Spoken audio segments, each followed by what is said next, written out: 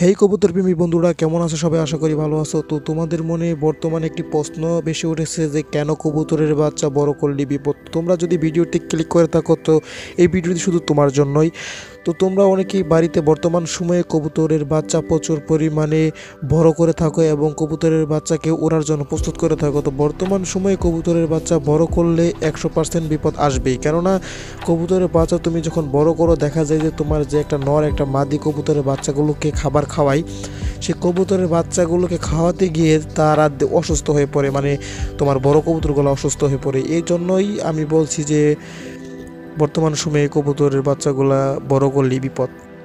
অনেক সময় দেখা যায় যে কবুতরের কবুতর বড় করার সময় বাচ্চাগুলাকে যখন খাবার খাওয়ায় তখন দেখা যায় যে বড় কবুতরগুলার মুখের ভিতরে এক ধরনের ঘা হয়, আর এই ঘা থেকে কবুতরের মৃত্যু পর্যন্ত হয়ে যায়। অনেক সময় দেখা যায় যে কবুতর তুমি লক্ষ্য করবা যাদের বাসায় বাচ্চা আছে তে কবুতরগুলোকে ছাড়ার পরে কবুতর খাবার জন্য পাগল হয়ে যায় এবং খাবার খাওয়ানোর পরে ঠান্ডা পানি প্রচুর পরিমাণে খায়। এই ঠান্ডা পানি খাওয়ার কারণে কবুতরগুলো অসুস্থ হয়ে পড়ে।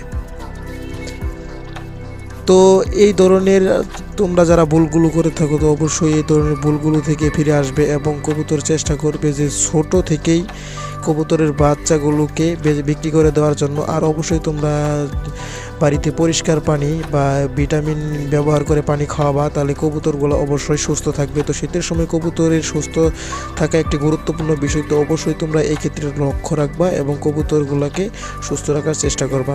তো বন্ধুরা, তোমরা যারা এমন টিপস পেতে চাও এবং প্রথমত আমার ভিডিওগুলো দেখছো তারা অবশ্যই এই চ্যানেলটিকে সাবস্ক্রাইব করে পাশে থাকা বেল আইকনটি অল করে দিবে। আর এই ভিডিওটি ভালো লাগলে অবশ্যই ভিডিওতে একটি লাইক দিয়ে দিবে আর এই ভিডিওটি তোমার বন্ধুদের মাঝে শেয়ার দিয়ে দিবে। এতে করে তোমার বন্ধুর কবুতরগুলো সুস্থ থাকবে এবং উপকৃত হবে। ধন্যবাদ।